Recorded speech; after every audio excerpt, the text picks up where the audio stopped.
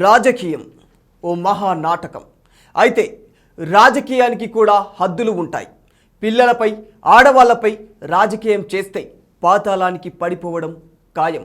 ఇది చరిత్ర చెబుతున్న నగ్న సత్యం. ఇటు ఆంధ్రప్రదేశ్లో ప్రస్తుత రాజకీయాలు తల్లికి వందనం పథకం చుట్టూ తిరుగుతూ ఉన్నాయి. పథకం కింద వచ్చే డబ్బుల్లో 2,000 రూపాయల కోత పెడుతుందనడాన్ని ప్రతిపక్ష వైసీపీ ప్రశ్నిస్తోంది. ఇంతకీ ఏపీలో ఏం జరుగుతోంది? తల్లికి వందనంతో పిల్లలకు నిజంగా న్యాయం జరుగుతుందా?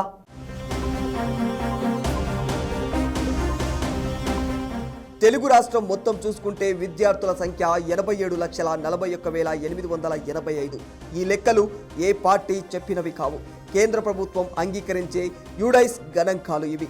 ఎలాంటి ఇతర నిబంధనలు లేకుండా ప్రతి పిల్లవాడికి కూటమి ప్రభుత్వం 15,000 ఇస్తామని ఎన్నికల సమయంలో హామీ ఇచ్చింది.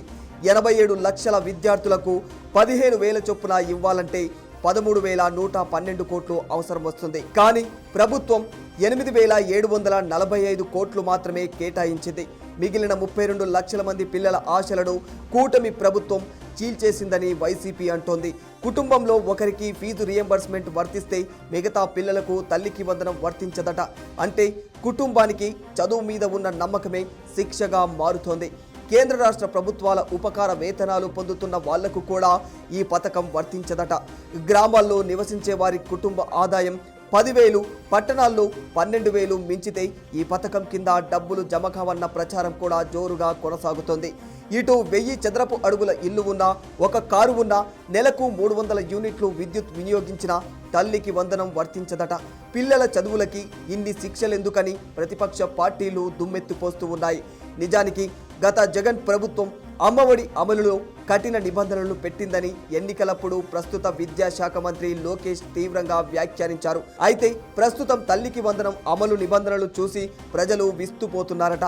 ఎందుకంటే ఇప్పుడు అర్హులైన వారికి 13,000 రూపాయలు మాత్రమే ఇస్తామని, మరో 2,000 పాఠశాల నిర్వహణ నిధికి జమ చేస్తామని లోకేష్ అంటున్నారు.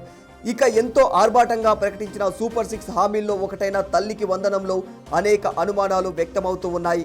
ప్రభుత్వం 67,27,164 మందికి ఈ పథకాన్ని ఇస్తున్నట్టు ప్రచారించిన ప్రస్తుతం ఇచ్చేది మాత్రం 54,94,703 మందికి మాత్రమే ఈ పథకాన్ని అందజేస్తున్నట్లు తేల్చి చెప్పేసింది. 1వ తరగతి ఇంటర్మీడియట్ మొదటి సంవత్సరంలో చేరికల అనంతరం లబ్ధిదారులను పరిశీలించనున్నట్టు పేర్కొంది. 1వ తరగతిలో 5,87,265 మంది, జూనియర్ ఇంటర్లలో 5,32,485 మంది చేరుతారని అంచనా వేశారు. రికార్డుల్లో తప్పులున్న వారు 21,860 మంది, కుటుంబ వివరాలు లేని వారు 90,851 మంది ఉన్నట్లు అంచనా వేశారు. వీరి వివరాలు తీసుకొని తర్వాత లెక్క సరిచేయనున్నట్టు ప్రకటించారు. రాష్ట్రంలోని వివిధ కులాలకు చెందిన 15 కార్పొరేషన్ల ద్వారా గుర్తించిన 54,94,703 మంది విద్యార్థుల వీరి వివరాలు తీసుకొని తర్వాత లెక్క సరిచేయనున్నట్టు ప్రకటించారు.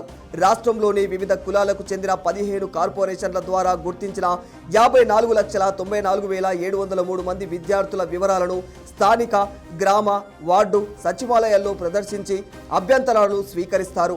నిబంధనలు అన్నీ సరిపోతే, ఇతరులు ఎవరైనా ఫిర్యాదు చేయకపోతే జూలై 5న ఆయా విద్యార్థులకు సంబంధించి 42,69,459 మంది తల్లుల ఖాతాల్లో 13,000 చొప్పున జమ చేస్తారు. ఈ విద్యా సంవత్సరం 75% హాజరు ఉన్న వారికే 2027లో పథకం వర్తిస్తుందట. ఇలా ఈ పథకం చుట్టూ ఎన్నో టర్మ్స్ అండ్ కండిషన్స్ ఉండటంపై అనేక విమర్శలు వస్తూ ఉన్నాయి. దీనిపై స్వయంగా లోకేషే సమాధానం చెబుతున్నా అవి కూడా ప్రజలను సంతృప్తి పరిచేలా లేదని సోషల్ మీడియాలో కోడై కూస్తూ ఉన్నారు.